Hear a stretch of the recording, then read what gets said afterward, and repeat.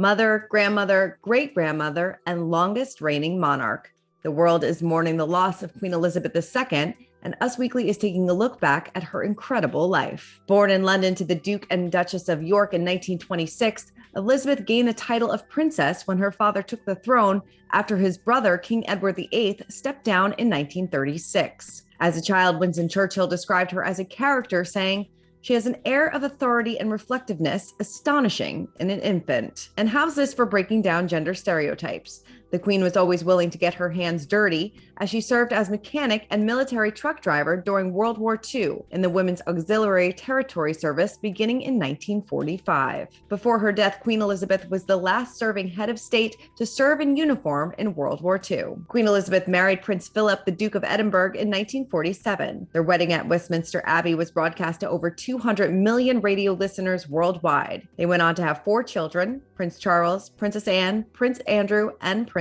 Edward. Elizabeth and Philip were married for 73 years before his 2021 death at the age of 99. Now, Elizabeth was crowned monarch of the United Kingdom in 1953 at the age of 27, following the death of her father, King George. Over the course of her reign, she inspired a new generation, including her grandsons, Prince William and Prince Harry. There's such scrutiny on the job that I think you have to be very, very careful how you carve your path, but she's, done it brilliantly.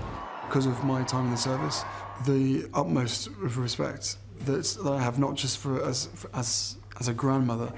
She was my boss for 10 years, and I viewed her very much like that. Now it's really nice because I can go to her for advice and bend her ear over all the experience that she's had over the years. In 2015, Elizabeth surpassed Queen Victoria as the longest reigning British monarch in history. Prior to her death, she spent 70 years on the throne, celebrating her Platinum Jubilee in February, saying in a statement, "As we mark this anniversary, it gives me pleasure to renew to you the pledge I gave in 1947, that my life will always be devoted to your service." Queen Elizabeth is survived by her 4 children, 8 grandchildren, and 12 great-grandchildren.